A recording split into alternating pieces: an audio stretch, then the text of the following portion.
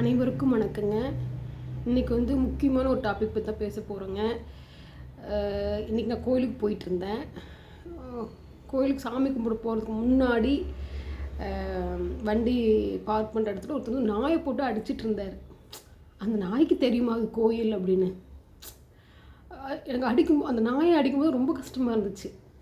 அவர் ஏன் அடிக்கிறீங்கனால நான் போய் கேட்க முடியல. ஒருத்தர் அடிச்சிட்டு இருந்தார். ஏன்னா ஃபஸ்ட்டு காலேஜில் கல்யாணத்துக்கு முன்னாடி காலேஜெலாம் நான் படிக்கும்போது கொஞ்சம் தைரியமாக இருப்பேன். இப்போவும் தைரியம் இருக்குது, ஆனால் போய் கேட்குறதுக்கு பயமாக இருக்குது. நம்மளை நம்பி ஒரு ஃபேமிலி இருக்குது. நாம் அவர்கிட்ட சண்டைக்கு போய் அவரை வந்து ஏதாச்சும் பண்ணிவிட்டு நம்மளை நம்பி ஒரு ஃபேமிலி இருக்குது அல்லவா, அதெல்லாம் யோசிக்க வேண்டியதாக இருக்குது. நமக்கு எதுக்கு தேவையில்லாத பண்ணாட்டு நம்ம ஃபேமிலி பார்க்கலாம் அப்படின்னு ஒரு போய் தட்டி கேட்க முடிய சூழ்நிலையில் ஒவ்வொரு ஹோம் மேக்கரும் அப்படி தான் இருக்கிறோம். ஏதாச்சும் நம்ம சண்டைக்கு போனால் நான் நாளைக்கு அது நம்ம ஃபேமிலிக்கு ப்ராப்ளம் வந்துட்டு என்ன பண்ணுறோம், நம்ம ஒதுங்கி போய்க்கலாம், இருக்கிற இடம் இல்லாமல் இருந்துக்கலாம், அப்படி தான் மோஸ்ட்லி எல்லோரும் இருக்கிறோம். எனக்கு அந்த நாய் ஏன் அவர் அடிக்கணும்? எனக்கு என்னென்னா, அது ஒரு சிலர் கேட்பீங்க, தெருநாய்க்கு சப்போர்ட் பண்ண வந்துட்டியான்னு கேட்பீங்க. என்னை இப்போத்துல ஒரே ஒரு கேள்வி தான். இந்த ஒரு ஒரு ஒரு ஒரு சில ஜென்மங்கள், சில மனிதர்கள், எல்லாத்தையும் சொல்லலை, சில பேர் வந்து ஒரு சில இடத்துல பொண்ணுங்களை ரேப் பண்ணி கொன்றாங்க.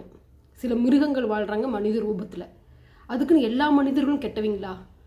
எல்லா மனிதர்களும் இப்படி ஜெயிலில் போடுறோமா?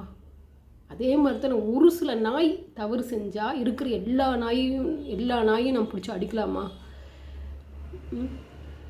ஏதோ ஒரு இடத்துல ஏதோ ஒரு நாய் பண்ணிருச்சுன்னா இருக்கிற எல்லா நாயும் தப்பான நாய் ஆயிருமா? அதுக்கெல்லாம் பாவங்க, சாப்பாட்டுக்கு வழி இல்லாமல் ரோட்டில் திரியுதுங்க. இப்போ என்னென்னா, இந்த பூமியில் வந்து என்னை பொறுத்தவரை ஒரே ஒரு கேள்வி, இந்த பூமியில் மனுஷனுக்கு மட்டும்தான் இடம் இருக்கா? இந்த பூமியில் வந்து எல்லா உயிர்களுக்கும் உரிமை உண்டு. நம்ம பேசுகிறோம், அந்த நாய்ங்களால பேச முடியாது, அவ்வளோதான். கோயிலுக்குள்ளே பார்த்தா தப்பு தான், அந்த நாய்க்கு தெரியாது. துரத்தி விட்ருக்கலாம், சூன்னு சொல்லி போயிருந்துருக்கலாம், மிரட்டி இருந்திருக்கலாம், அது போயிருக்கும். போட்டு அடித்து அதை போட்டு ஏன் அந்த அடி அடிக்கணும்? அது நான் ஹாஸ்பிட்டலுக்கு போக முடியுமா? அது என்ன பண்ணும்? ஸோ அது இப்போ என்ன பிரச்சனை தெரியுமாங்க?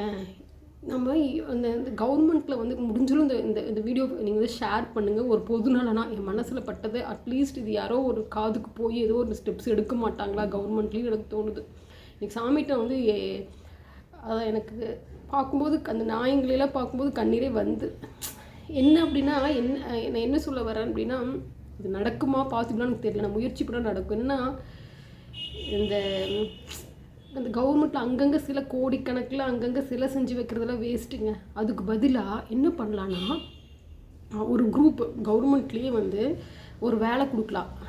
அதாவது ஒரு கைண்டாக இருக்கிற பர்சன் ஒரு தேர்வு மாதிரி வச்சு அதில் செலக்ட் ஆகிறவங்களுக்கெல்லாம் மாதம் இவ்வளோ சம்பளம் கொடுத்து அவங்களுக்கு என்ன வேலை அப்படின்னா, இந்த தெருநாய்களுக்கெல்லாம் வந்து ஹோட்டல்லேருந்து வேஸ்ட்டாக போகல சாப்பாடு, அதையெல்லாம் எடுத்துகிட்டு வந்து தெருநாய்களுக்கெல்லாம் ப்ரொவைட் பண்ணுறது. அப்புறம் புறம்போக்குலாம் சும்மா கிடக்குது, அந்த இடத்துலலாம் வந்து ஒரு நாய்களுக்கெல்லாம் வந்து அந்த இடத்துல ஒரு நாய்களுக்கு ஓரளவுக்கு ஒரு அமைச்சு கொடு, நாய்களாக இருக்கிற மாதிரி ஒரு பெருசாக ஒரு ஷெட் மாதிரி போட்டு கோடிக்கணக்கில் அந்த செலவு இந்த செலவு வெட்டியாக பண்ணுறதுக்கு பதிலாக சிலை செஞ்சு வைக்கிறது அதெல்லாம் வேஸ்ட்டு. அதுக்கு பதிலாக தெருநாய்களுக்கும் மதித்து அதுங்களுக்குலாம் ஒரு புறம்போக்குலாம் நிறையா கிடக்குது. அதாவது வேஸ்ட்டான இடம்லாம் நிறையா கிடக்குது. அந்த இடத்துல விவசாயம் பண்ண முடியாத மாதிரி இருக்குது. அந்த இடத்துல வந்து ஒரு ஷெட்டு மாதிரி அமைச்சு கொடுத்து கவர்மெண்ட்டில் ஸ்டெப்ஸ் எடுத்து அந்த தெருநாய்களெல்லாம் வந்து அங்கே கொண்டு போய் விட்ற மாதிரி அதுக்குன்னே ஒரு அரசாங்கம் வந்து ஆளுங்களை செலக்ட் பண்ணி மாதம் இவ்வளோ சம்பளம்னு அவங்களுக்கு ஒரு மரியாதையை சம்பளம் ஓரளவுக்கு கொடுக்கணும். அவங்க ஃபேமிலி நடத்துகிற அளவுக்கு சம்பளத்தை கொடுக்கணும். ஏன்னா அவங்க பெரிய வேலை செய்கிறாங்க, அதுக்குள்ளே அவங்களும் பாதுகாப்பாக இருந்துக்கணும். அதே மாதிரி தெருநாய்களுக்கெலாம் வந்து தடுப்பூசி போட்டுடணும். அதாவது ஒரு டைம் குட்டி போட்டுருச்சுன்னா அந்த தாய்மை ஒரு டைம் அடைஞ்சு நல்லபடியாக குட்டி போட்டுச்சுன்னா அடுத்த டைம் வந்து அதுங்களுக்கு ஊசி போட்டுருணும். ஏன்னா எடுத்தோடனே ஊசி போடக்கூடாது, ஏன்னா அதுங்களுக்கு தாய்மை உணர்வு வேணுமில்ல. ஸோ எல்லா நாய்களுக்கும் வந்து ஒரு டைம் தாய்மை அடைஞ்சிட்டா நெக்ஸ்ட் டைம் அடையாத மாதிரி ப்ராப்பராக வேக்சின் போட்டு விட்ருவோம். அப்படி வந்து எல்லா நாய்களுக்கும் வேக்சின் போட்டு திரும்ப அதிகமாக குட்டிகள் போடாத மாதிரி. அப்படி இருக்கிற நாய்களுக்கு எத்தனை ஹோட்டல் இருக்குது, அதில் வேஸ்ட்டான சாப்பாட்டையெல்லாம் கலெக்ட் பண்ணிட்டு வந்து அந்த நாய்களுக்கெல்லாம் வந்து ப்ரொவைட் பண்ணுற மாதிரி ஒரு ஸ்டெப்ஸ் எடுக்கணுங்க. எந்த நாயுமே வந்து தேவையெல்லாம் வந்து கடிக்காதுங்க, அதுங்க சாப்பிட்றதுக்கு தாங்க அங்கேயும் இங்கேயும் ஓடுதுங்க. குப்பையில் இருக்கிற சாப்பாட்டில் குப்பையில் இருக்கிற சாப்பாடு எல்லாமே கலந்து கிடக்குது. கிளாஸு, முடி, எல்லாமே கலந்து அது எப்படி அது சாப்பிட்டா முடி போய் குடலை சிக்காதா? அதுவும் ஒரு ஜீவன் தானே.